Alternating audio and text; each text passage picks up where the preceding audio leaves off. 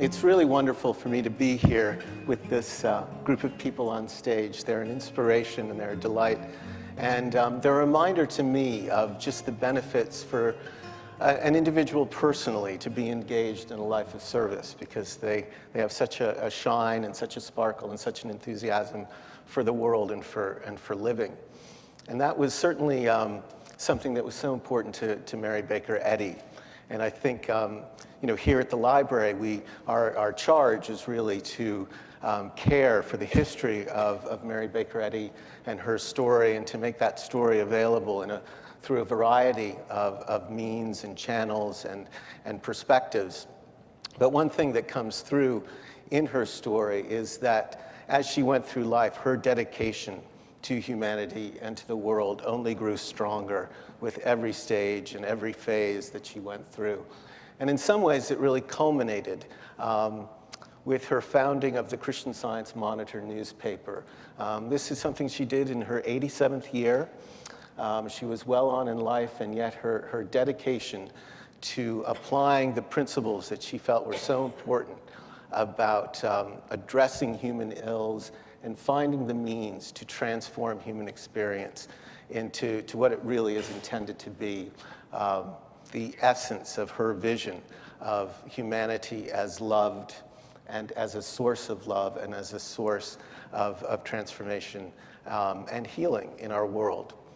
And with a non-religious focus, she established this newspaper, but still with this heightened, inspired vision. And in that context, it looks for those individuals, like two of the people that we have here in our panel today, who, in a very earnest and grassroots level, are looking to improve our world and to extend an embrace of caring to their fellow human being. And so I'm just delighted to have all of you here with us, and I'd like to introduce to you my co-panelist. Immediately to my right is Corinne Almquist, and she, as you can tell, is very young, but is still making a profound difference in our world. She's a recent graduate of Middlebury College, and she's going to tell you a lot more about her story and her initiative and her work. But at Middlebury, she was an environmental studies and religion studies major, and she has really found a very unique and profound way to put those two areas of concentration together and to work in her life since college by founding and directing a gleaning project to address issues of hunger in our world. And I'll let Corinne, you tell us a bit more about that in just a moment. To Corinne's right is Xanthi Ackerman, and Xanthi is also very young.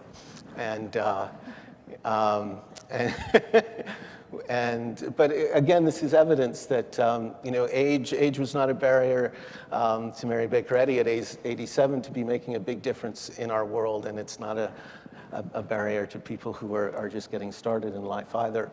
And Xanthi has a very interesting story to tell about how her areas of interest in terms of development in other parts of the world sort of came together with the assistance and sort of spotlight of the Christian Science Monitor, and bringing about a new organization that's really providing much greater educational opportunity to a population who've really been ignored in that respect in the continent of Africa.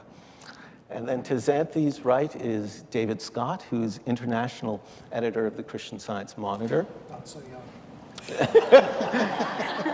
who is getting younger by the day. In fact, when we first met for our pre-program discussion, he looked a lot older. And I have to first start by saying it's just really an honor to be here with Xanthi and Corinne, because these are two individuals who have each taken an idea and just breathed life into it and are changing lives.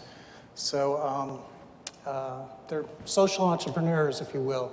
And social entrepreneurs kind of look at the world and decide that they're not totally content with the way it is now and decide to do something about it.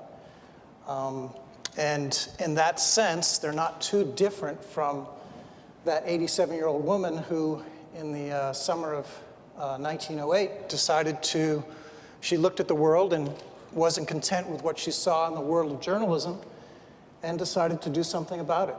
So she founded the Christian Science Monitor, and in its first edition, which came out in the fall of 1908, there was an editorial in which she directed and mandated the purpose of the paper to be injure no man, but to bless all mankind. Richard Bergenheim wrote this in 2005, former editor of the Monitor, and it kind of explains how he saw things and how we saw things. So I thought I'd just read it real quickly here, because Richard had a role in how we covered and dealt with the origin of AIDS in Africa, the group that Xanthi founded. Richard wrote, "When much in the media shows men and women at their worst, something is needed to honor the decency, courage, and selflessness that surround us. It is important to shine a light on the work of those who are dedicated to delivering people from disaster, famine, or extermination. Often, it is people of faith who've been moved to help the most unfortunate in the world, and their stories should be told. And when so many are faced with inequality in education and opportunity, it is essential that this be exposed.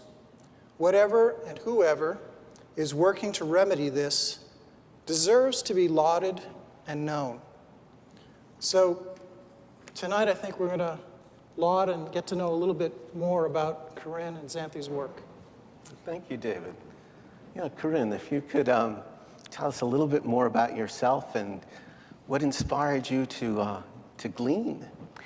Right, well, as Jonathan mentioned, I have started a gleaning program over in Vermont, and for those of you who've never heard of gleaning, I don't blame you, most people haven't, but it's the act of harvesting surplus food from farms to bring to food shelves or senior citizens' homes or low-income families or anyone who doesn't have access to fresh produce.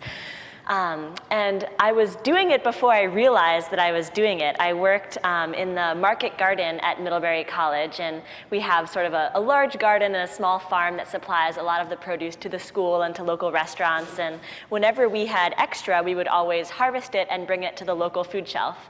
And we just did it without thinking about it. And then one day, the advisor to the garden told me that there was actually a name for what we were doing, and that it was called gleaning. And I'd never heard about it, and surprisingly, since I was a religious studies major. But then once I started to look into it and study its history, which dates back to before biblical times, I just discovered about what a beautiful practice it is that has these incredible ancient roots and yet is really being revived today as this incredible way to increase food access, to reduce food miles on the food that we eat, to reduce the food waste on farms, and basically just to increase the celebration of local foods and make sure that the local foods movement is really empowering everybody and that everyone can be a part of it. And so having studied environmental studies and religion, I was really drawn towards gleaning as both an old and a new approach to really solving some of the most critical problems with food and hunger that we see in the world today. And so I pursued a fellowship to get funding to start gleaning programs in Vermont and was awarded the fellowship. So I've been working for the last year on coordinating gleaning around Vermont. And what my original advisor in the garden had told me about was a woman in northern Vermont who had started a gleaning program from a farm. And basically, she was just working on a regular farm and saw everything that was just being wasted. It grew too fast, the farmer couldn't get to it, it had a slight blemish, and so they would just throw it in the compost pile. And she thought, well, wait a minute, there must be something better we can do with all of this food, especially since 1 in 10 Vermonters, just like 1 in 10 people in the United States, are living off of food stamps. And so she started a gleaning program in that county, and that grew and grew and grew until the Vermont Food Bank eventually decided to take it as a part of their own programs. And so they hired gleaning coordinators around the state. And so that's how I started. I went out with their gleaning coordinators and I learned everything that I could. And then I branched out on my own and I started doing farmers market gleaning, which wasn't happening in Vermont yet. And that's just the greatest introduction to gleaning. You basically show up at the end of a farmer's market and take anything that the farmers haven't sold and bring it back to food shelves. So I started that in 6 or 7 different towns around Vermont, and then I moved over back to Addison County, where Middlebury College is located, and launched a gleaning program there in partnership with a local anti-poverty organization. And it was just an incredible experience to be able to work with this organization that has already been working in the county for a long time and to bring this new program to them. And they were so excited about the idea of really connecting all of the local farms in Addison County with the people who need that food the most. And if you've ever been to a food shelf, a lot of the food that's on the shelves is highly processed, highly packaged, lots of fats and sugars, and it's not the healthiest food, and it's not food that people should be eating if they're trying to stay healthy and if they're trying to live productive lives. And so I was working for about 2 or 3 months gleaning in Addison County, and just in those couple months we were able to get almost 9,000 pounds of produce distributed to local food shelves in the county. And that's just a small fraction of what can be done, I think, in this coming year and in future years. And it just really snowballed from there. Once I started gleaning and meeting with farmers and activists, and I got school kids involved and Boy Scouts involved. If you promise Boy Scouts large tools, they'll do anything for you. So it's just really, it's so much fun to engage kids of all ages. And I started getting church groups involved there are certain crops that we gleaned so much of that the food shelves, all of the food shelves in Addison County couldn't even handle them, like apples.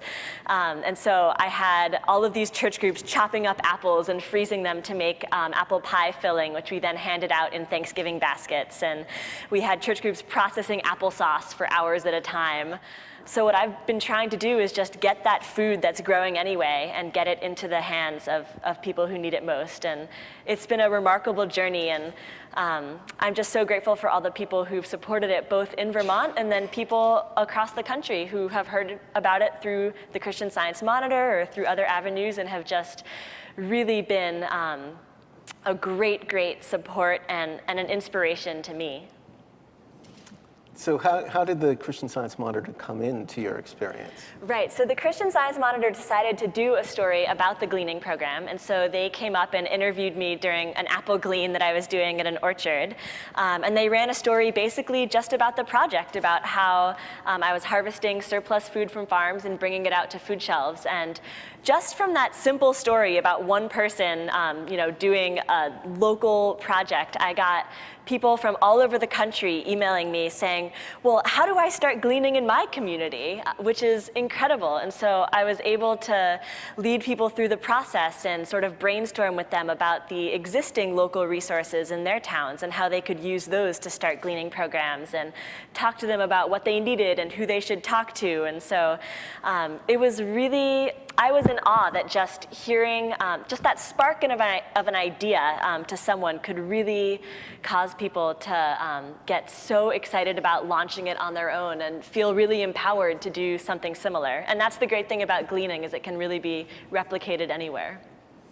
Well, Xanthi, tell us about your sort of remarkable and interesting story. Thank you. Well, just first, I want to echo the sentiments here. I also really feel honored to be here, and want to thank you, Jonathan and Leslie, and everyone for being here and giving me a chance to tell the story of advancing girls' education in Africa, which is definitely not my story alone to tell. It involves lots of people, including and especially Christian Science Monitor readers. So it's a special thing to get to be here and to tell that. So this story starts in 2005, and I was actually doing an internship between the 2 years of my master's at the Fletcher School, the Graduate School for International Affairs over at Tufts University. So between the 2 years, we all go off to do our internships, and I went to Malawi with CARE, a non-governmental organization doing great work there. and a close friend of mine, Nat Hoops, was interning here at the Christian Science Monitor. We'd all gone our disparate ways, and I was doing a project evaluating a program that was helping women to just gain some basic financial skills and start small businesses, small enterprises. And I got a phone call from Nat saying, you know, the G8 summit is coming up in a couple of weeks. They're going to be focusing on poverty in Africa. And well, I told the Christian Science Monitor, you might be able to do a story. So how about that? So this, almost looking back on it, I felt lucky at the time, but now I feel so much even more lucky because it was just the experience of a lifetime to get paired with a phenomenal editor who had this great story idea, which was, let's explore what does it actually look like to live on $1 a day. It's really incomprehensible, and we're talking about, you know, so many of the world's people living under the international poverty line. Malawi being a good country to study because half of the people there are, you know, living in poverty, according to that measure. So I went out to the village, and I went hunting down Selena Boniface, who was the uneducated but very dynamic female leader of one of the groups that I'd been studying. And I followed her around. You know, she thought it was a little bizarre that I wanted to know everything. You know, how much did that cost? How much did that cost? How did you do that? Okay, now these donuts you're selling, how much do those cost?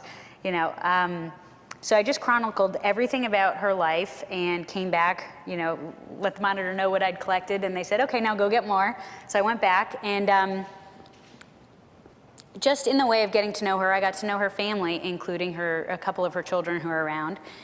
And I wrote one line in that article: her daughter, Anesi, isn't going to school. She dropped out of the 8th grade, but her older son, Silfrid, is continuing at the 11th grade. So I had no idea what that line was going to do, you know, how that line was going to impact my life. But the article comes out, wonderful thing, and, you know, go to sleep, wake up the next day, and David Scott has completely bombarded my inbox.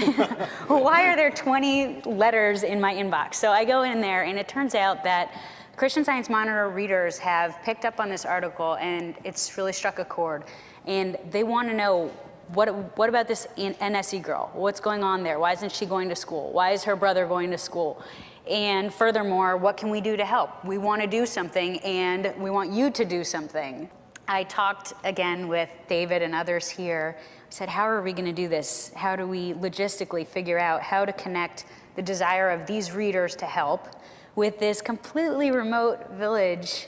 And how do we make this work? So the Monitor came up. So can I interrupt for Yeah, just a sure. second? Because we didn't know what we were doing at this point. The readers kept telling us, we want to send money to this girl, you know, and we don't want it to go to some international group. And, you know, so we sort of felt some obligation to the readers to try to see this through. Right. And Xanthi was very, you know, was consulting with people at her end. And, you know, she's saying, well, if you give that family a bunch of money, that will totally ruin their position in that particular community. It's not a good idea to just dump a bunch of money on them. And really, there are better things to do. And so that's when you came up with this plan of sort of going to the village and seeing what the village as a whole wanted, and that way we could help the village work this through. Right. But we, as journalists, hadn't encountered anything quite like this, where we were trying to figure out, well, how do we maintain the relationship with the readers, be true to them and the story, and yet not just throw the money down some hole and never know what happened to it. Right, right. And it's hard because when you're faced with extreme need, you know, one family in need or a community in immediate need for food or other things, it's hard to say to yourself, okay, how do we address this in a way that can have a lasting impact in it? And so that was a challenge. So we had a lot of back and forth, which was really a good process. And so what the Monitor ended up doing was to create a fund where readers could send that money in and know that it would be safe and a secure process. Then that money came over to Malawi, and some volunteers that I knew from CARE Malawi said, okay, we're going to make this happen. So even after I left, they were going to be going back and forth and helping these girls to get the tuition to go to the community school, which was an hour's walk from their village. And so that was the beginning. So the Monitor published an update and an op-ed just explaining all the issues about education in Malawi. And readers sent in money, and they said, "Okay, we're going to be a part of this. We're in this now." So they saw the picture of those girls in their Sunday best, and they said, "Okay, these are our girls." So I went back to Fletcher and I sent out an email, and that's when the other aspect of this just network of people and channel of feeling around this issue came in, because I heard back from a number of people, and with those people, that's really how AGE started. Then we applied for and received a grant from Tufts to go down to Malawi at the end of the year and just evaluate what was happening, how everything had gone with our volunteers and with those girls through the year. And what we found was, this is good, what we've done is good, but we need to do more. This community school down the road, it's not what we think the Monitor readers want for these girls, because there's 100 kids in a classroom. The girls are renting a room. They're not in the kind of environment that we want to see them in. And they need more support. So we committed to raising more funds for each girl and to getting them into boarding schools. And that was an important step for us. There they can be supervised. They don't have to go back and forth down the road every weekend where things can happen. And then over the years, we've been able to build up a program that meets some of the other challenges that they face. So they go from being in a primary school speaking English, speaking Chichewa, which is their mother tongue, to going to secondary school, they have to speak in English. And they're with girls from more advantaged backgrounds in these now boarding schools that we're putting them in. And even though they're the lucky ones, they're in secondary school, they're pioneers, they still face pressure to get married, a lot of social pressure. They're still at risk for HIV/AIDS. They're the demographic that's most at risk for HIV/AIDS. And they need to know what next. Their teachers don't know how to counsel them. The teachers don't have the same amount of time and resources to sit down and help them to think about internships or the next step, what they're going to do with their education, and their parents haven't been to school. So that's where we have worked to come up with the AGE approach, which is to get them into one of the best schools that we can get them into in Malawi, and to offer them some life skills training around how to stand up for themselves and to know the real implications of HIV/AIDS. And we also work with them to help them with some of the harder subjects, English and science and math, which are really the ones that they're sometimes afraid of, and career counseling. My question is for both Corinne and Xanthi. And I'm curious to know whether you encountered resistance in your efforts, whether it be from the beneficiaries of your efforts or from people that you tried to partner with.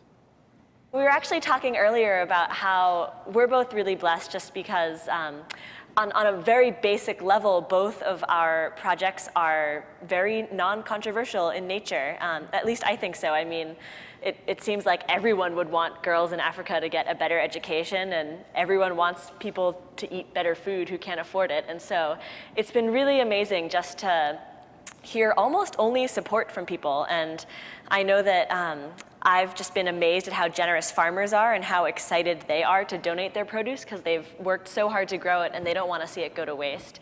And so it's really been inspiring to just have every door and every sort of window in my path open. And I'm sure that I'll encounter resistance at some point in the future, but it hasn't really happened yet.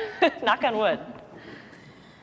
What about a sort of quieter and more subtle form of resistance, which would be cynicism, that that is just sort of embedded in the human condition, that some people are losers and some people are winners, and that there are going to be some people who are on the short end, and that it's all very well and good to make these efforts, but there's a sort of just status quo of what the human experience is about. How do you deal with that? Yeah, I think those people exist, and then I'm just always, I always just find ways to prove them wrong, I guess. And so one of the most exciting things for me recently was I got to go out to Oregon and visit all of these different gleaning groups in Oregon, and gleaning is so popular in Oregon. I had no idea that it existed that way, but I was able to meet with all these different gleaning coordinators, and it works very differently out there. Like, my volunteers are primarily retired people or college students or working professionals on their lunch break, but in Oregon, the gleaners are the low-income families, and they get basically their entire diet through farm gleaning and through food rescue from grocery stores. And they were just telling me about how empowering it was to be able to provide their entire diet through gleaning and not have to spend any money on groceries. And they talked to me all about their sort of big saying was how it was all about giving themselves a hand up instead of a hand out. And I just really took that to heart, and I was so inspired by their vision and their passion, and just the fact that, you know, they came from really impoverished families. A lot of them had multiple siblings, and there wasn't enough food to go around, and they found these really creative ways to change that. And so that's just a great example of course, everyone is born into an unequal social class, and the whole social inequality and class structure is something that we have to think deeply about. But at the same time, people are changing that left and right, and they're finding ways to do so. These are social justice questions, and inevitably in these systems there are people with interests, there are people with advantages, and there are people that don't have as many advantages. And we're trying to address some of that in Malawi by helping some of these girls with the awareness that the disadvantaged girls have basically no shot of making it up through the secondary system on their own. And even if they did, their chances of passing those exams are just very, very slim. So that is the central issue that we're trying to address. And just as we're doing the actions and getting the scholarships over, hopefully that gives us the ability to then also engage in those broader questions. And there's a change at a systemic level, which, you know, we all hope to see, certainly in our own country and in Malawi, where there's a more equitable education system with better quality education available for more people.